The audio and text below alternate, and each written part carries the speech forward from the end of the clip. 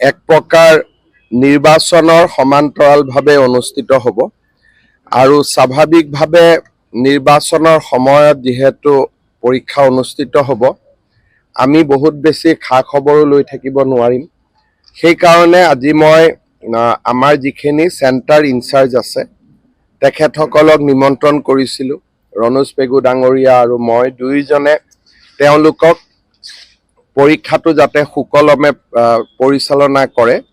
তাৰ বাবে অনুৰোধো জনালোঁ আৰু আগতে বিশেষকৈ এডিআৰই পৰীক্ষা এই শিক্ষক শিক্ষয়িত্ৰীৰ দ্বাৰাই সুন্দৰভাৱে অনুষ্ঠিত হৈছিল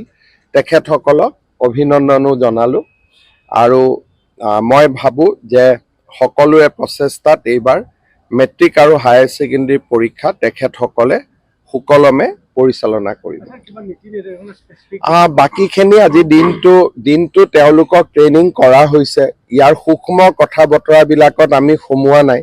কেনেকৈ পৰীক্ষা আনিব লাগিব ক'ত মোবাইল থ'ব লাগিব ক'ত CCTV ল'ব লাগিব পৰীক্ষাৰ প্ৰশ্ন কাকত ক'ত থাকিব ই এটা দীঘলীয়া প্ৰশিক্ষণ সেইখিনি আমাৰ স্কুল এডুকেশ্যন বোৰ্ডে কৰিছে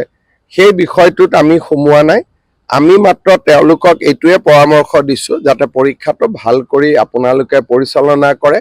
আপোনালোকৰ ওপৰত আমাৰ বিশ্বাস আছে ইলেকশ্যন থাকিব আমি বেছি খবৰ ল'ব নোৱাৰিম গতিকে আপোনালোকে যাতে ভাল কৰি পৰীক্ষাটো পাতে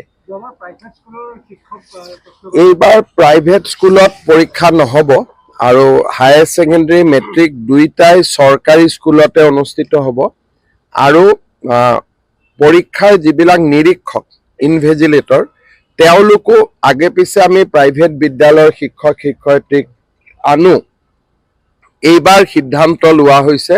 যে প্ৰাইভেট স্কুলৰ শিক্ষক শিক্ষয়িত্ৰী নাথাকিব কাৰণ ক'ৰবাত কিবা ভুল হ'লে প্ৰাইভেট স্কুলৰ শিক্ষক শিক্ষয়িত্ৰীৰ ওপৰত চৰকাৰৰ কৰ্তৃত্ব নাথাকে আমি একশ্যনো ল'ব নোৱাৰোঁ সেইকাৰণে এইবাৰ আমি কৈছোঁ যে যিহেতু বহুতখিনি নিযুক্তিও হৈ গ'ল সেইকাৰণে চৰকাৰী বিদ্যালয়ৰ শিক্ষক শিক্ষয়িত্ৰীসকলেই পৰীক্ষাৰ নিৰীক্ষণৰ দায়িত্ব ল'ব এতিয়াতো কোনো শ্বৰ্টেজ নাই যোৱা কেইদিনমানত 10,000তকৈ বেছি শিক্ষক শিক্ষয়িত্ৰী নিযুক্তি হৈছে আৰু ফেব্ৰুৱাৰী মাহত আৰু 5,000 মান শিক্ষক শিক্ষয়িত্ৰী নতুনকৈ নিযুক্তি হোৱাৰ সম্ভাৱনাও আছে গতিকে মোৰ মতেদি শ্বৰ্টেজটো নায়েই কোনোবা জিলাত চাৰপ্লাছে থাকিব পৰীক্ষাৰ কাৰণে পঢ়ুৱাৰ কথাটো বেলেগ পৰীক্ষাৰ নিৰীক্ষণৰ কাৰণে যি শিক্ষক লাগিব